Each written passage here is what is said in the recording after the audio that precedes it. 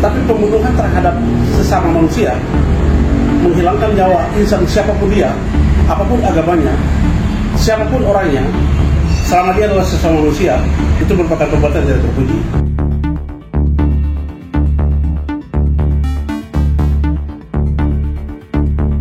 Berkaitan dengan peristiwa yang baru saja kita alami kemarin, yaitu dengan penembakan korban terhadap pilot chopper dari New Zealand, yang tentu adalah sebuah peristiwa yang cukup meresahkan kita pada hari ini.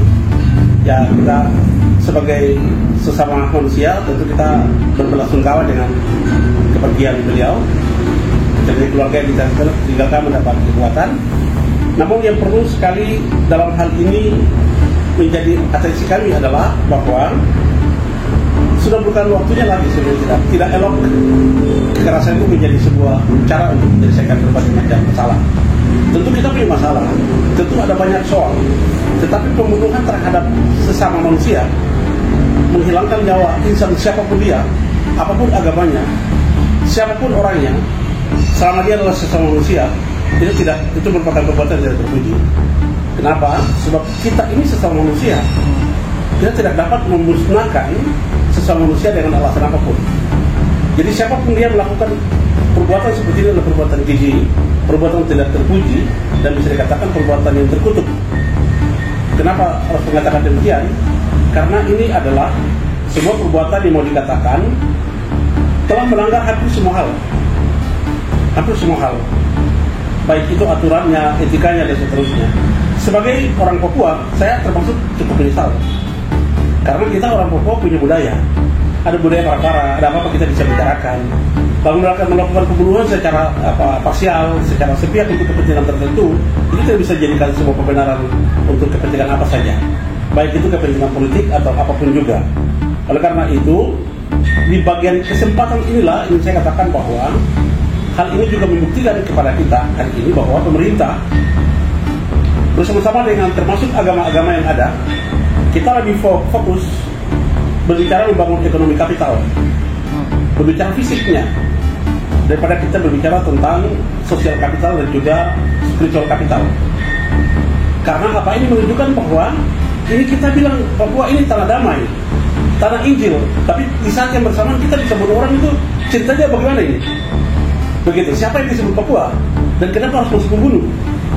Apalagi dia ini seorang pilot yang kita tahu tentunya tujuannya dia datang adalah membantu masyarakat yang terisolir dengan mendrive atau membawa pesawat untuk mengantar masyarakat ke sana. Itu artinya dia memiliki nilai kemanusiaan tinggi. Dia ingin supaya menyiapkan masyarakat yang setara dengan yang lain. Mereka mendapatkan jangkauan lewat transportasi. Dan kalau seperti begini, kita betul-betul adalah perbuatan yang memang tidak terpuji. Ini tidak elok, ini tidak menarik. Untuk zaman sekarang ini tidak menarik. Karena apa? Dengan cara perbuatan seperti begini, maka saya mungkin punya catatan sedikit. Saudara-saudara kalau bilang mau berjuang untuk hal-hal yang besar, tetapi kalau tangan saudara itu berdarah-darah, maka bukan hanya orang, manusia, Tuhan pun pasti tidak akan mengizinkan.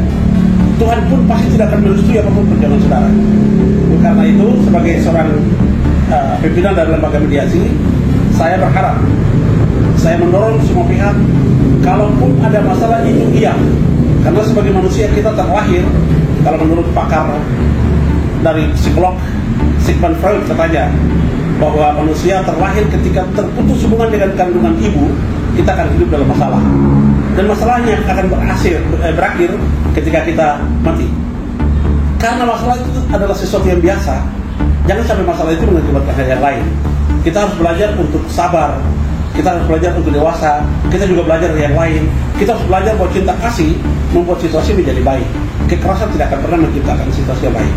Dengan hal-hal begini, maka dia akan melanggengkan apa yang kita sebut dengan kemiskinan struktural dan kemiskinan kultural. Bagaimana pemerintah mau kasih akses untuk masyarakat mendapatkan hak dia?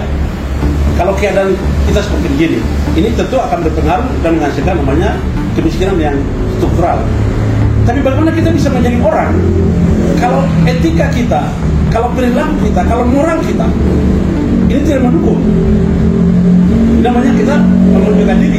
Lalu kita mengalami kemiskinan yang double, sudah miskin secara struktural, kita miskin juga secara kultural.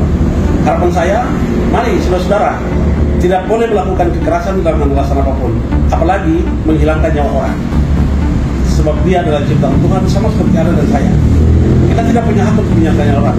Yang berhak mengambil nyawa cuma Tuhan. Kalau Anda bukan Tuhan, jangan sembarangan mendugakan orang lain. Itu mungkin pesan dari kami.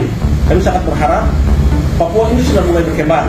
16,5 tahun kita akan jalani Otsus Jilid 2. Mari kita berbarengan, bergandengan tangan, kita bawa Papua menjadi lebih baik di masa yang akan datang. Berhenti untuk bunuh, berhenti untuk pakai kekerasan, bangun dan tumbuhkan cinta kasih dalam diri, hidup bersama bergandengan tangan, itu jauh lebih baik daripada hidup dalam peperangan. Itu dulu dari saya. Terima kasih.